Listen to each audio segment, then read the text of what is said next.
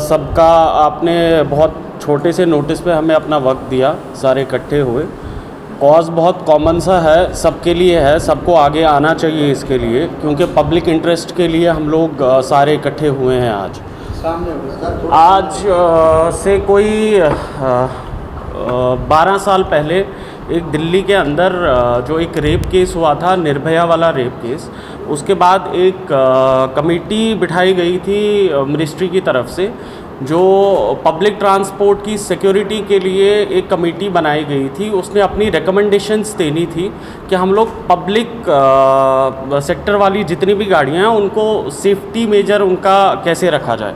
तो उसके अंदर एक रिपोर्ट के हिसाब से मिनिस्ट्री ने कॉम्प्लाइंस किया कि जितनी भी पैसेंजर कमर्शियल गाड़ियाँ हैं उसके अंदर जो है एक डिवाइस जिसको हम AIS 140 VLT कहते हैं, लगना बहुत मैंडेटरी है, जिसकी मिनिस्ट्री ने अपनी गैजेट नोटिफिकेशंस निकाले, जिसकी मिनिस्ट्री की गाइडलाइंस हैं, जिसकी मिनिस्ट्री के हिसाब से सारी स्टेटों को वो लगाना सारी गाड़ियों के अंदर बहुत ज़रूरी है। 2019 के अंदर हमारे स्टेट ट्रांसपोर्ट डिपार्टमेंट ने एक एम्पैनलमेंट नोटिफिकेशन निकाला, जिसके अंदर उन्होंने इन सब कंपनीज़ को जिनके पास सारी फॉर्मेलिटीज़ कंप्लीट थी, जो ARI सर्टिफाइड कंपनीज़ थी, उन सब कंपनीज़ को एम्पैनलमेंट के लिए बुलाया। एक एम्पैनलमेंट का पूरा प्रोसेस हुआ। वो प्रोसेस के अंदर जो है कुछ कंपनी शॉर्टलिस्ट की गई ये सारी डिवाइस लगाने के लिए सारी पब्लिक सर्विस गाड़ियों के अंदर। More than 10 companies were empanelled, 10 से ज़्यादा कंपनियां एम्पैनल हुई उसके अंदर, जिसमें से स्टेट ट्रांसपोर्ट डिपार्टमेंट ने हमसे बैंक गारंटीज़ ली, हमें बाकी सारे डिस्ट्रिक्ट्स के अंदर अपने इंस्टॉलेशन पॉइंट्स खुलवाए और बोला गया कि अब जो है एक पर्टिकुलर तारीख से हमें एक इम्प्लीमेंटेशन सर्कुलर दिया गया जो 24/5/2019 को इशू हुआ, जिसके अंदर मेंशन किया गया कि इस तारीख के बाद अब कोई भी पब्लिक पैसेंजर गाड़ी जो है उसकी एनुअल फिटनेस नहीं होगी जब तक इस गाड़ी के अंदर डिवाइस नहीं लगेगा। उस ऑर्डर के बाद कुछ ट्रांसपोर्टर्स ने एजिटेशंस किए कि हमें अचानक से बोला गया, हमें टाइम नहीं दिया गया, हम बैक एंड नहीं है स्टेट के पास, बहुत सारी चीज़ें जो प्रेस को भी और उन्होंने डिपार्टमेंट को भी मिसलीड किया।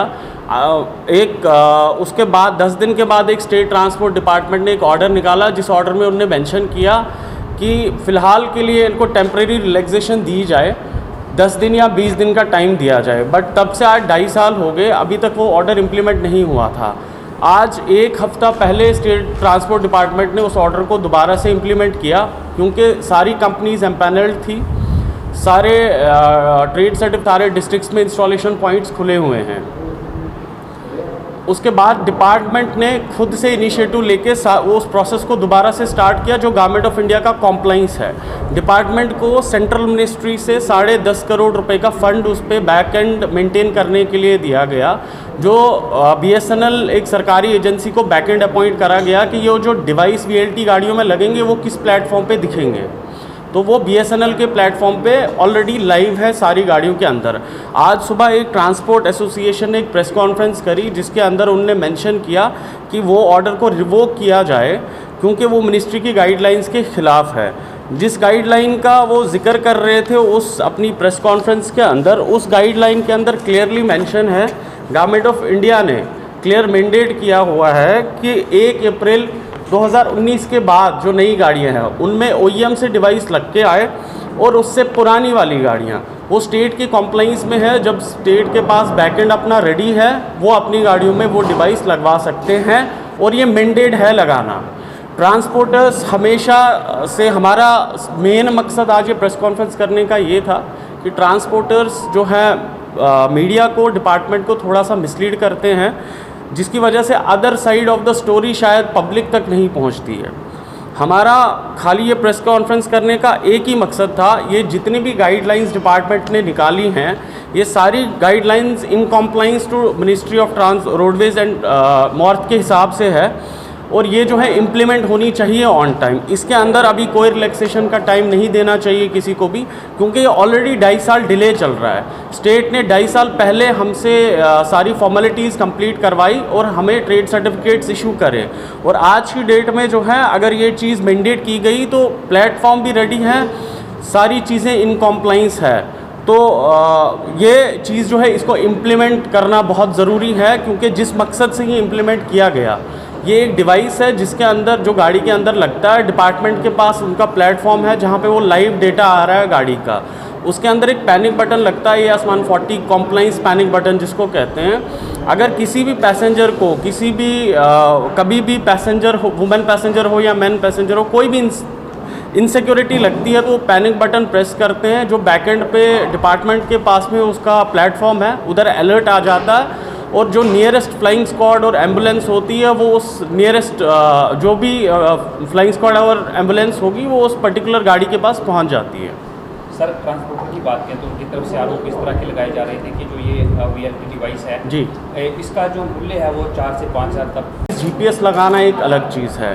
ट्रैक, ये गवर्नमेंट ऑफ इंडिया की कॉम्प्लाइंस है कि AS140 डिवाइस ही लगना चाहिए।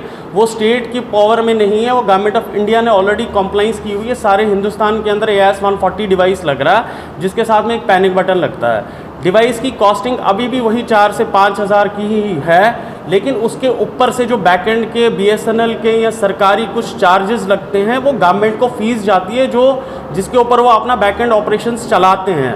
जो उसके अंदर 2 eSIM कार्ड्स लगते हैं वो उनके पैसे होते हैं जो एडवांस पेड आते हैं 2 साल के लिए। ये जो डिवाइस है कितना कारगर साबित हो जाएगा कि जो कि आम तौर पर टोटा, किश्तवाड़, बदवा, पूंछ, जो एरियाज में एक्सीडेंट होते हैं, गाड़ी ड्राइवर नहीं चलाता है, कंडक्टर चलाता है, कंडक्टर फिर बोलते हैं जी वो बाल बच गया, फिर वो कोर्ट के सामने आ जाता है जी ड्राइवर लाइसेंस। कितना इसके ऊपर कर्व हो जाएगा कि जब ये सिस्टम लग जाएगा, कितने इसमें कटौती हो जाएगी एक्सीडेंट में। सर, एक्सीडेंट्स की कटौती की अगर आप बात करेंगे, बहुत हेल्प आउट करेगा डिपार्टमेंट को ही।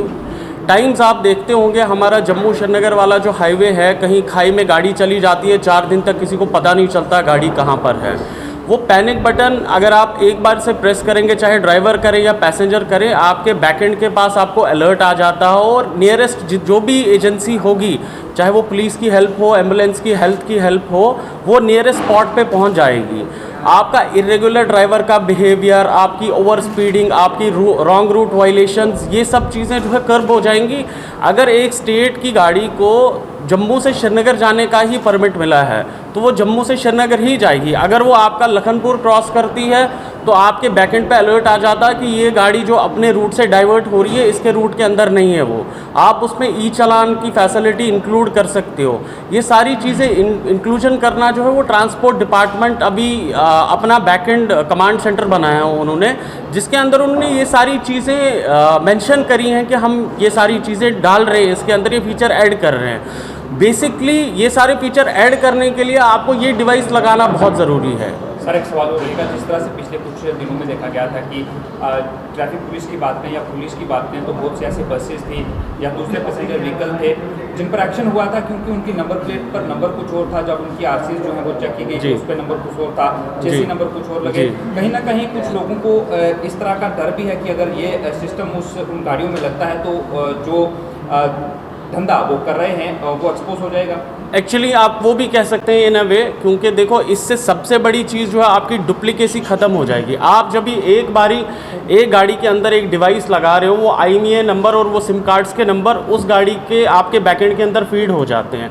उस गाड़ी का आपको कभी भी ट्रैक करना हो, आपकी चाहे कार थेफ्ट हो, कोई और कंप्लेंट हो, department within no time उस गाड़ी को ट्रैक करके लेके आ सकता है अपने स्पॉट के अंदर। ये जो सिस्टम है, बात है जो सिम कार्ड्स पड़े, ये सवाल बिल्कुल आज सुबह भी सुनने को मिला था, वो प्रेस कॉन्फ्रेंस के अंदर उन्होंने पूछा था इस पे क्या आउटकम है। सर, ये जो बेसिकली डिवाइस होता है, ये सिम कार्ड पे इसकी खाली डेटा कनेक्टिविटी होती है और बाकी जो उसकी जैसे ही आप किसी ऐसे एरिया में भेजोगे गाड़ी को जहाँ पे नेटवर्क नहीं आ रहा है, कोई सिम नहीं चल रहा है, मोबाइल नहीं चल रहा, ये वहाँ का सारा डेटा कैप्चर कर लेगा। जैसे वो नेटवर्क जोन के अंदर आएगी वो सारा डेटा अपलोड हो जाता है। ये GPS come GSM technology. In case अगर वो इंटरनेट के बगैर ही कहीं हादसे का शिकार हो जाती है तो प्रशासन को किस तरीके से पता चलेगा? सर, वो वाला जो है वो ब्लाइंड स्पॉट है। देखिए, अगर जहाँ पे इंटरनेट नहीं है, जहाँ पे कोई भी चीज़ नहीं है, जो लास्ट लोकेशन है गाड़ी की जहाँ तक इंटरनेट गया है वहाँ का डेटा मिलेगा और गाड़ी वहाँ वापस इंटरनेट जोन के अंदर आती है